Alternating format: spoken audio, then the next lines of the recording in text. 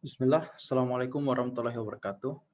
Perkenalkan, nama saya Andi Mujahid Minhajul Qasidin dengan NIM 45220017 dari kelas 1A D4 Administrasi Bisnis. Kali ini saya akan menyampaikan mata kuliah komunikasi bisnis, yaitu adalah komunikasi verbal. Langsung saja, saya ada sedikit quotes, yaitu adalah komunikasi itu inti dari sebuah hubungan. Ketika sudah tidak berkomunikasi, itu tandanya sudah putus hubungan. Hilaluddin Wahid. 1. Pengertian komunikasi verbal. Komunikasi verbal atau verbal communication adalah bentuk komunikasi yang disampaikan kepada komunikan dengan cara tertulis maupun lisan.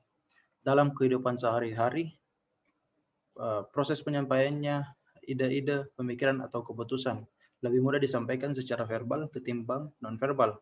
Dengan komunikasi verbal, komunikan, baik pendengar maupun pembaca, bisa lebih mudah memahami pesan-pesan yang disampaikan. Ada dua jenis komunikasi verbal yang biasa kita lakukan, yaitu komunikasi verbal secara langsung dan secara tidak langsung. 2.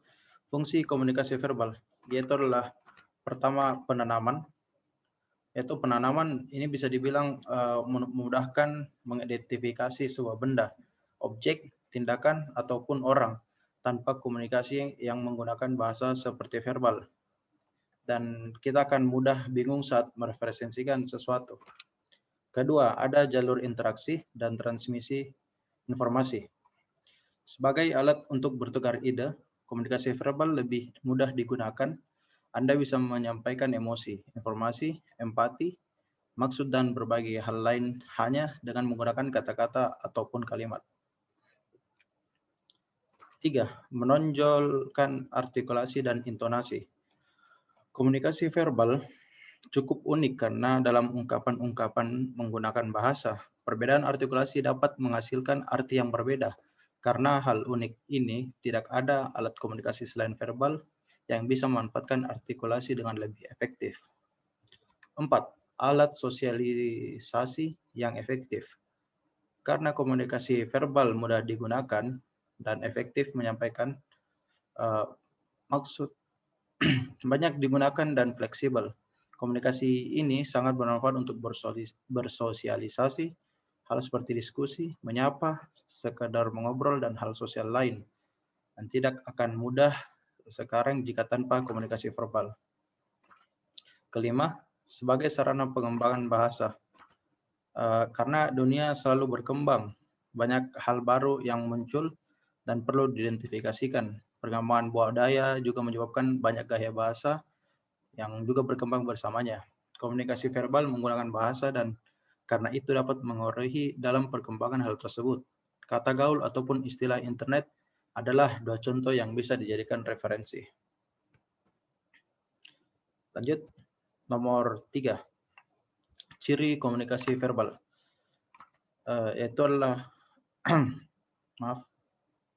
Yaitu adalah disampaikan secara lisan maupun tulisan.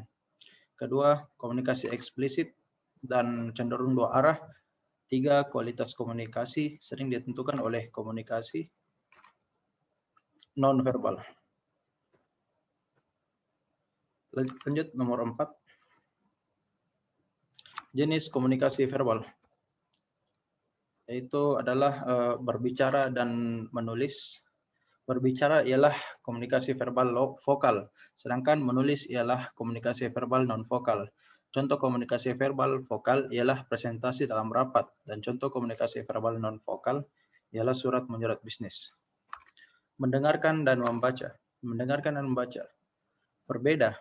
Mendengarkan berarti semata-mata memungut getaran bunyi, sedangkan mendengarkan ialah mengambil makna dari apa yang didengar. Mendengarkan melibatkan 4 unsur, yakni mendengar, memperhatikan, memahami, dan mengingat.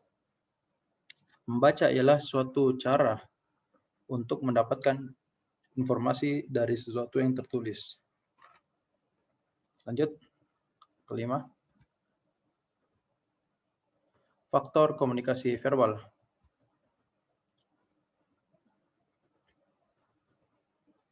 Yaitu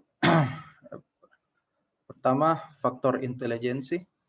Orang yang mempunyai intelijensi yang tinggi biasanya mempunyai banyak pembendaharaan kata dibandingkan orang yang memiliki intelijensi rendah. Kedua, yaitulah faktor budaya.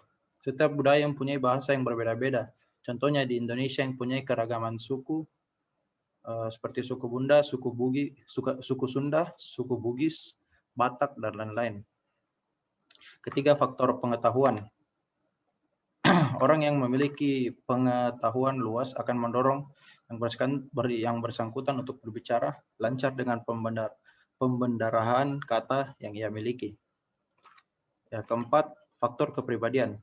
Orang memiliki sifat pemalu dan pendiam biasanya sedikit berbicara pada orang lain disebabkan tidak terbiasanya berkomunikasi dengan orang lain. Lanjut kelima, adanya faktor biologis. Adanya kelainan sehingga mengganggu saat orang tersebut berbicara. Misalnya orang itu mungkin bisu atau mungkin memiliki penyakit seperti sumbing. Lanjut ke 6, yaitu faktor pengalaman. Orang yang banyak berkomunikasi secara baik dengan orang lain, individu atau massa bisa berbicara secara lancar. 6. Contoh komunikasi verbal. Untuk contoh dari komunikasi verbal,